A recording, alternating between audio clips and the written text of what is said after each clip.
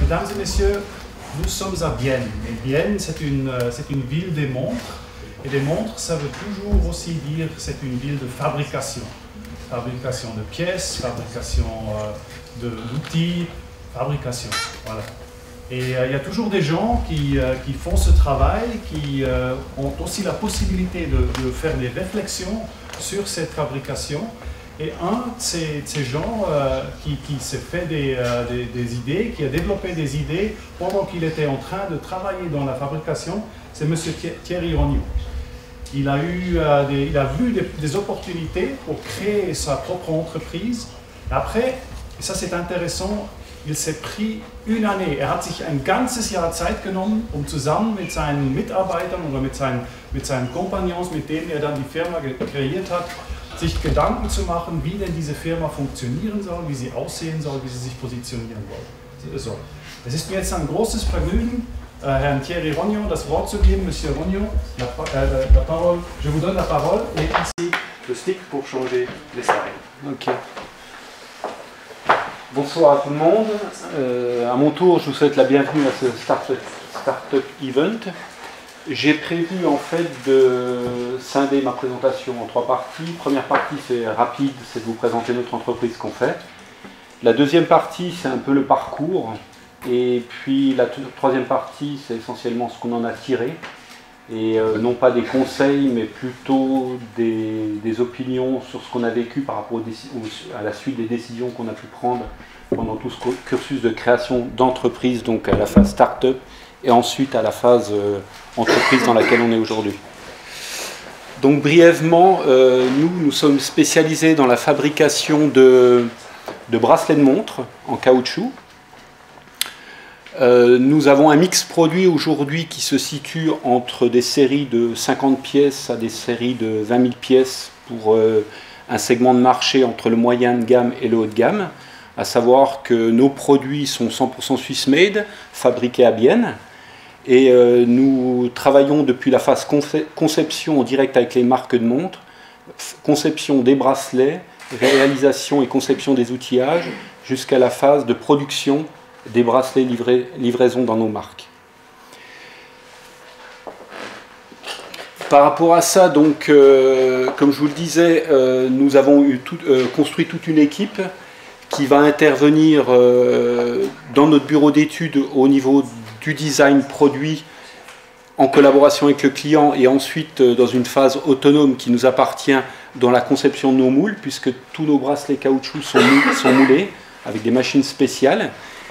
Et la constitution vraiment de la fabrication avec la logistique, traitement de tous les lots et des livraisons jusque chez nos clients.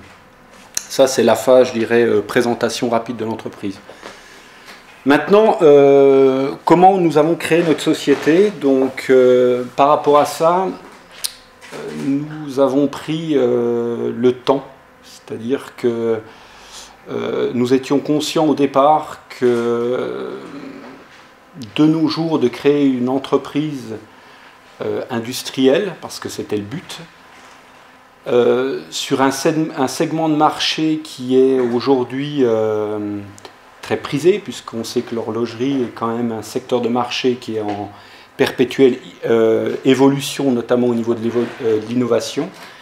Il était très important qu'on constitue un dossier qui tienne la route et avant tout, on se devait de répondre à un certain nombre de questions avant de débuter. Et pour cela, on a mis à peu près 1 an pour constituer un dossier. Et je dirais qu'au travers de cette année où il y a eu une partie marketing forcément, puisque nous avons décidé de créer cette société à 3 cofondateurs. Et en fait, la partie marketing et finance n'a pas été la plus grosse partie de la préparation. La plus grosse partie de la préparation a été de se dire qu'on constituait une équipe, pourquoi on la constituait, quels étaient nos buts. Et nous avons abordé des sociétés spécialisées dans les ressources humaines pour consolider dès le départ notre groupe et travailler sur nos profils, sur nos valeurs, sur les valeurs qu'on voulait transmettre au travers de notre entreprise par rapport au marché qu'on décidait de prendre. Et pour cela, il a fallu qu'on fasse toute une démarche de recherche de valeur ajoutée. Donc le but chez nous, ce n'était pas de créer une société de sous-traitance, mais avant tout d'avoir un positionnement très très précis sur les valeurs et la valeur ajoutée qu'on était en mesure de proposer dès le départ de l'entreprise et qu'on était capable d'assumer les trois à travers nos valeurs personnelles. Donc tout ce travail a été de constituer tout ce dossier, de sentir quelque chose de très solide. Et dès lors qu'on a senti que notre groupe était très solide, c'est vrai que par rapport à ça, il y a eu des démarches tout à fait logiques que toute société qui se crée doit confronter, c'est le financement. C'est également le réseautage, l'analyse de marché. Et puis par rapport à ça, on a débuté notre démarche au travers d'un positionnement géographique qui était très important pour nous, puisqu'on sait que l'horlogerie a un rayonnement au travers d'un certain nombre de cantons en Suisse, puisqu'on était orienté sur du Swiss Made. Et puis par rapport à ça, on a donc eu des contacts très très intéressants, et ça a été la base, je dirais la première porte qu'on a franchie dès lors qu'on a dû présenter notre dossier. C'est au travers de la promotion économique du canton de Berne, avec laquelle nous avons eu vraiment un travail qui a été très performant. Voilà. Moi, je voulais surtout remercier M. Böbner et Mme Monica Schmidt, parce que dès lors qu'on leur a envoyé notre dossier, par rapport à ça, le premier entretien, on a tout de suite compris qu'on avait affaire à des gens qui étaient très très en phase avec nos problématiques, c'est-à-dire que le dossier était parfaitement maîtrisé quand on les a rencontrés. Et puis, je dirais qu'on a pu venir très rapidement sur des points qui pour nous étaient essentiels. Donc je ne vous cacherai pas qu'on a parlé très rapidement de financement et de localisation d'entreprise par rapport à des problématiques d'accueil dans des bâtiments. Et je dirais que, oui, par rapport à tous ces éléments très précis, il y a eu une vitesse de traitement du dossier, une réactivité de la part de la promotion économique qui était vraiment un acteur primordial pour la création de notre entreprise.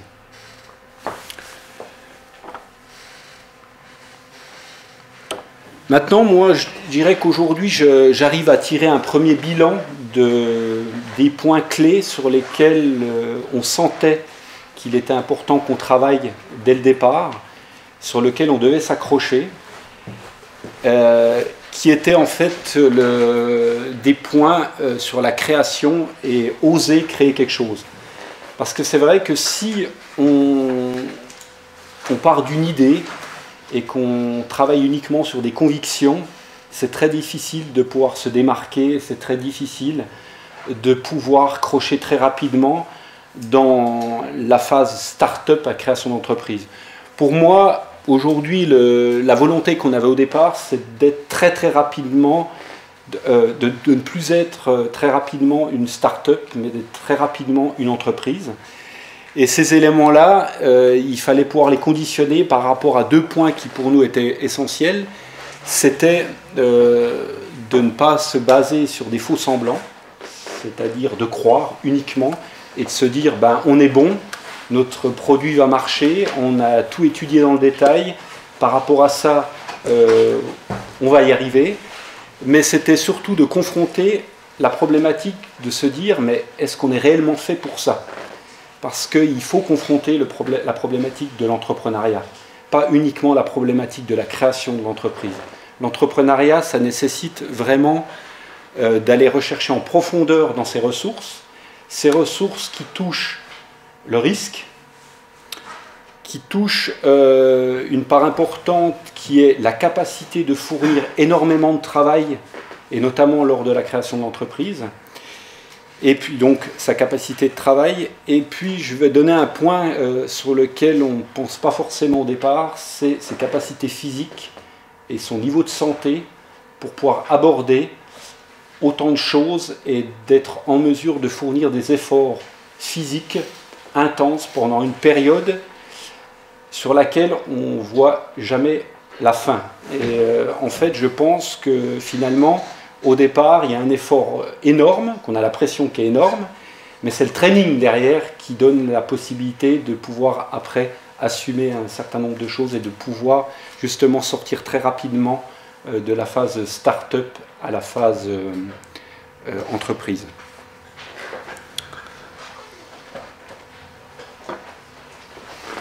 Donc, par rapport à ça, il y a, je dirais, un bilan qui est centré sur 3 éléments qui, pour nous, sont des éléments clés. C'est d'une part la problématique du leadership, qui est très importante. Nous avons décidé de créer cette société à 3 cofondateurs. Et puis, sur cette base, ces 3 cofondateurs se sont retrouvés mêlés à une équipe de 7 personnes, 9 personnes, aujourd'hui 15 personnes. Et c'était très facile au départ, quand on est réunis au travers d'un même projet, de pouvoir être solide et de pouvoir confronter les choses. Mais très rapidement, on s'est rendu compte qu'on avait vite un nouveau rôle à jouer. C'était cette position de leadership. Et cette position de leadership, c'est la capacité à créer une équipe, à engager des talents et leur donner la possibilité de s'exprimer à travers leurs talents.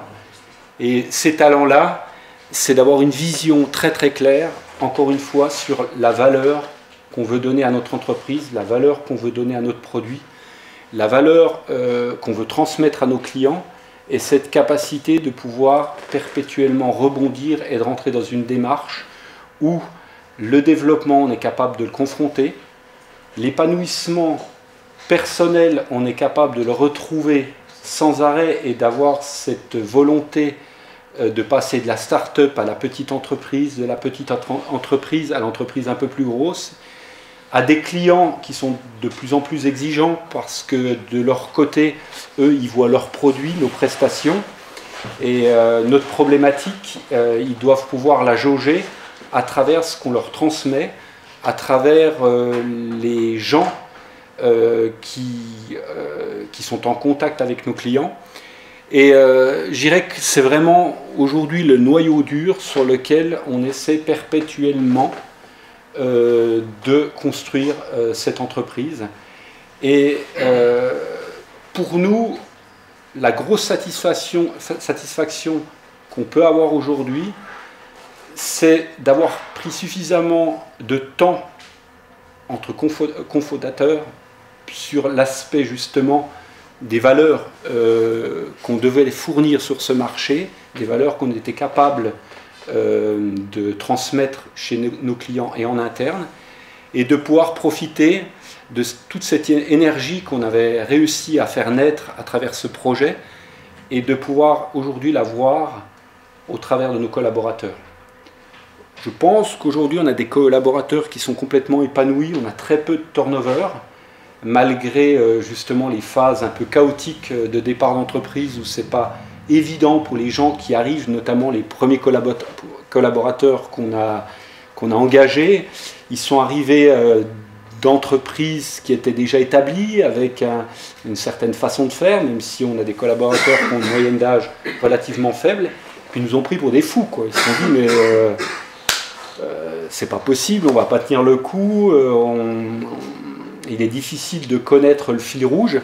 Mais très vite, on a pu réagir parce que le fil rouge, on l'avait déjà entre nous, et on a pu le transmettre.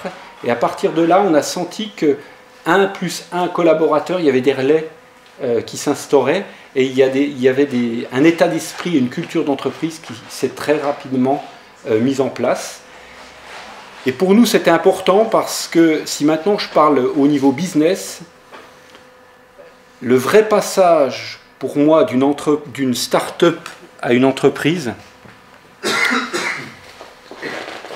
c'est d'être en mesure de pouvoir se dire, ça y est, on a une empreinte sur le marché. Et cette empreinte, on arrive à la connaître d'une manière très concrète, c'est qu'on passe d'une phase de consultation et d'explication énorme de ce qu'on peut fournir, de ce qu'on est capable de faire, comment on peut se démarquer, à une position de commande qui arrive parce que les choses sont établies. Et les gens nous commandent des produits et ils ne se posent même plus la question si effectivement ça fait combien de temps qu'on est là, est-ce qu'on est capable de faire des produits, est-ce qu'on a les moyens de faire face à leurs besoins.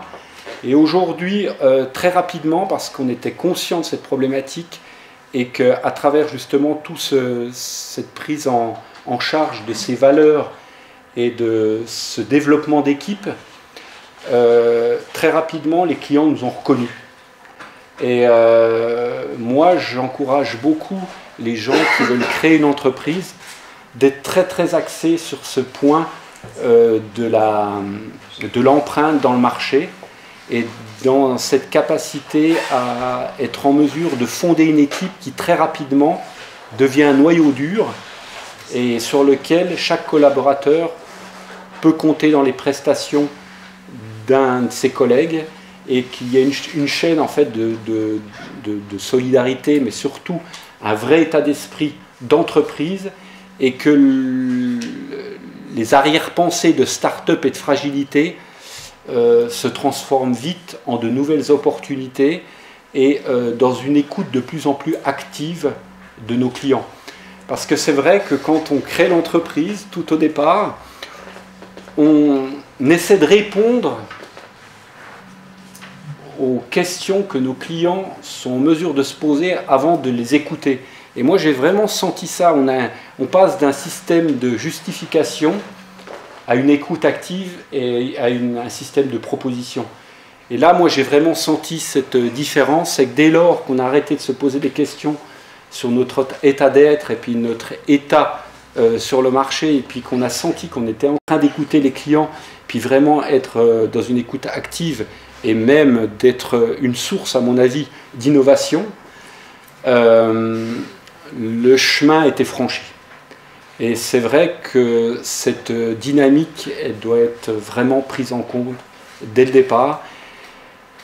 Et le projet reste un projet technique, mais avant tout, le projet, c'est surtout le projet d'une culture d'entreprise qui doit être super bien adaptée à son marché. Et le savoir-faire vient vraiment, à mon avis, dans une recette de départ, mais cette recette, elle doit être tellement remise en cause sans arrêt avec l'évolution des technologies, avec l'évolution de l'économie également, où on est poussé sur de la rentabilité et un savoir-faire qui doit s'adapter perpétuellement aux besoins des clients, qu'en aucun cas on doit prendre comme principe qu'on a une recette technique, qu'on a une super idée et que c'est ça qui va faire le succès de l'entreprise. Moi, c'est un témoignage. À partir de là, il y a peut-être des témoignages qui peuvent être complètement différents dans ce domaine-là, mais nous, c'est ce qu'on a vécu et c'est ce qui nous a vraiment permis de passer de cette fragilité à un état où on a déjà l'impression de fournir de l'innovation, donc on a déjà, je dirais, un recul sur notre fabrication, sur nos clients. Et c'est là-dessus que je voudrais terminer, c'est que je pense que les jeunes entreprises sont les meilleurs bassins d'innovation qu'il puisse y avoir, parce que si on est une nouvelle entreprise, alors c'est qu'on a été capable de confronter cette problématique de passer très rapidement d'une phase, je dirais, de fragilité à une phase d'écoute active. Et c'est vrai qu'aujourd'hui, on se rend compte que beaucoup de jeunes entreprises proposent des innovations, sont de plus en plus en lien avec des réseaux externes. Et nous, aujourd'hui, on garde des contacts avec la promotion économique et nous sommes à nouveau sur un nouveau dossier que j'espère qu'on va pouvoir traiter de la meilleure façon possible avec M. Bubner, qui est aujourd'hui non plus un dossier de création d'entreprise, mais un dossier sur des propositions d'innovation et la capacité de notre entreprise à innover, et non pas innover sur quelques clients, mais carrément sur un marché sur lequel nous sommes, et qui est le marché de l'horlogerie, qui n'est pas un des moindres marchés aujourd'hui, et sur lequel on sent, nous, une vraie capacité d'innovation.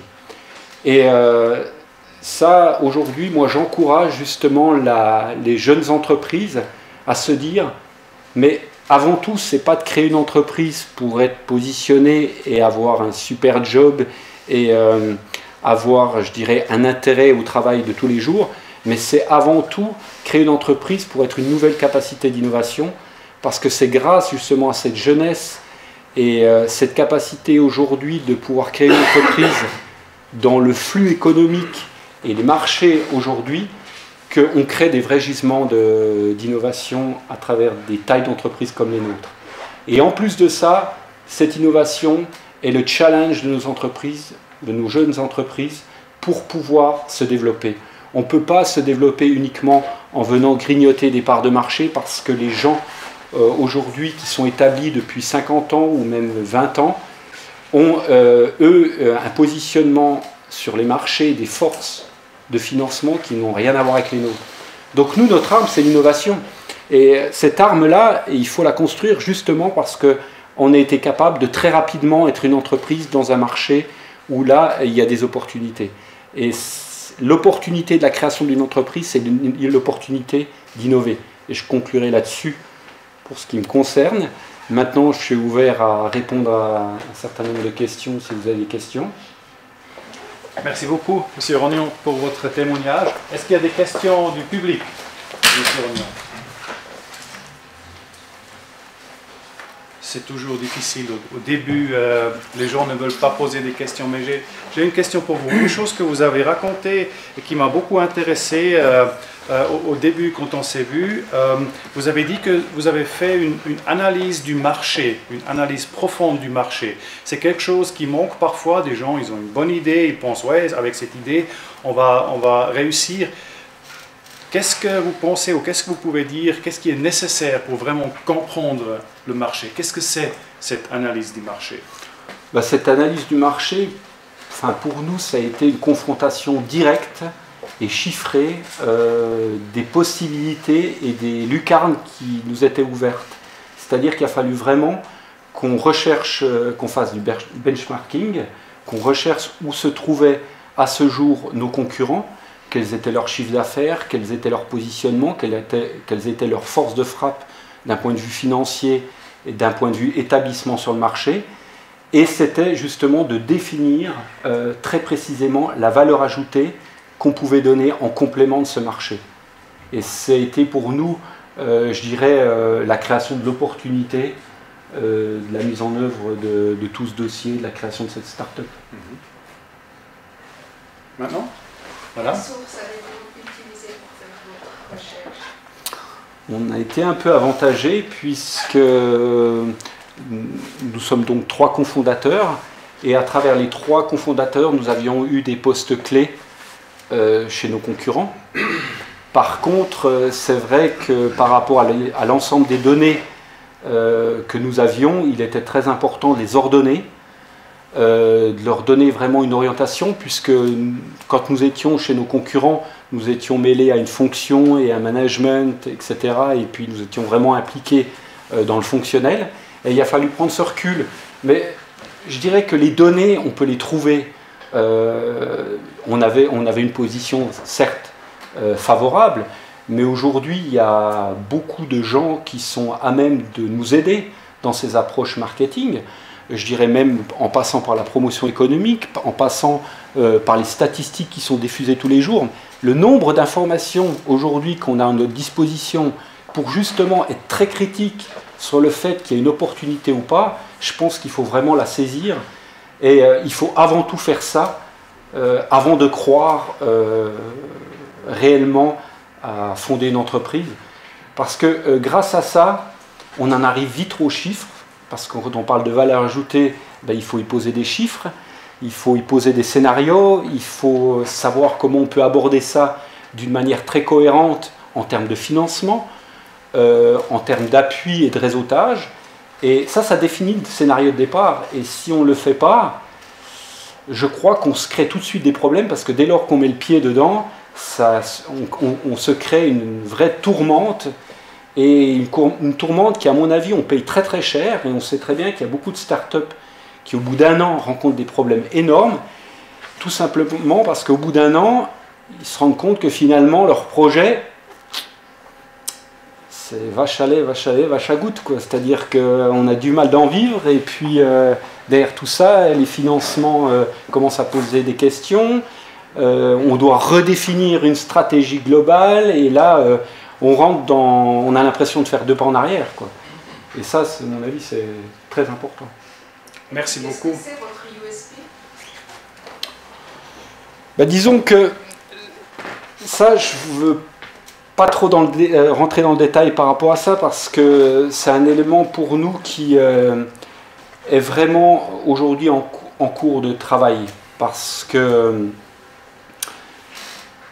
nous sommes rentrés sur un marché où, bon,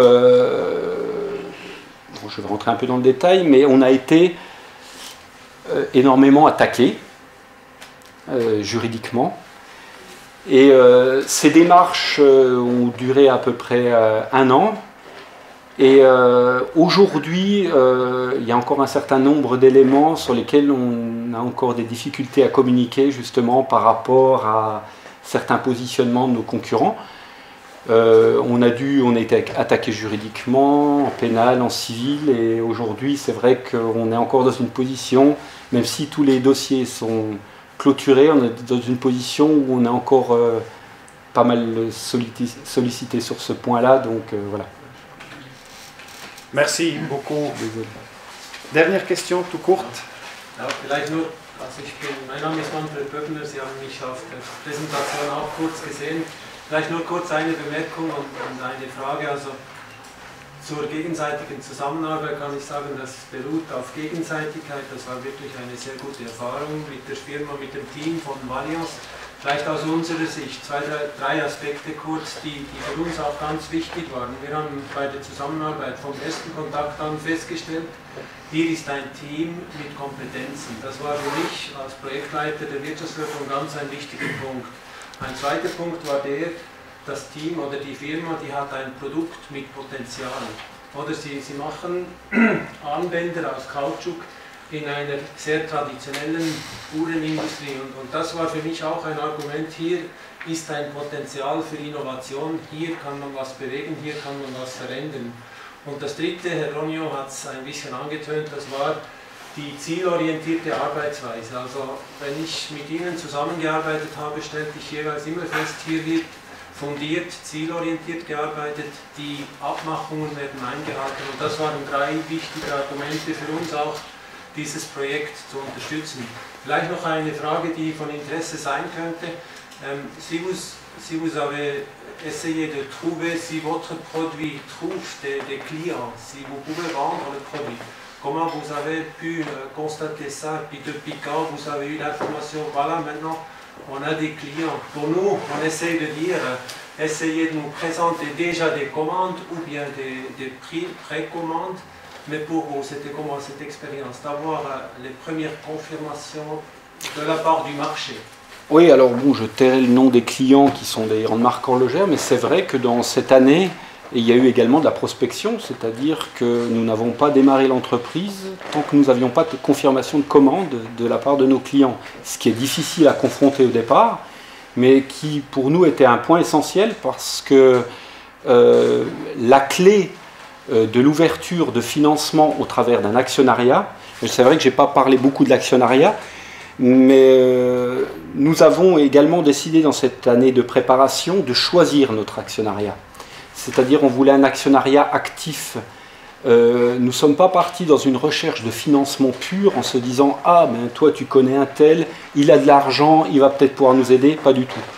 On a constitué un actionnariat qui soit actif dans la possibilité pour nous de nous faire entrer des commandes dès le départ. Et ça, pour nous, c'était important. Et il est vrai qu'avant que la société soit créée, enregistrée au registre du commerce, nous avions, de la part de certaines marques horlogères, des commandes écrites sur lesquelles nous pouvions nous appuyer et sur lesquelles on a été quand même, j'irais, enfin, on a eu pas mal de portes ouvertes par rapport à ce phénomène-là. C'est d'être capable de prouver « Ah, mais vous n'avez pas créé la société et vous avez déjà des commandes ». Et ça, cette puissance, c'est super important parce que ça réconforte beaucoup les gens qui veulent investir dans des entreprises en se disant mais il y a déjà une démarche commerciale, il n'y a pas que du marketing. Souvent les actionnaires dans notre proposition et dans notre présentation du dossier nous disaient tous, et d'ailleurs je réservais ça à la fin, nous disaient tous ouais, bon, on sait qu'un business plan de toute façon il est faux. C'est vrai qu'on est séduit par votre équipe, on est séduit par vos compétences, mais vous comptez faire comment avec les commandes? Et c'est là que moi je réservais ça derrière en disant oui, mais des commandes, aujourd'hui on en a. Et là c'est vrai que d'un seul coup on pouvait commencer à discuter sérieusement, quoi. Voilà, merci beaucoup, Monsieur Rognon. J'ai une petite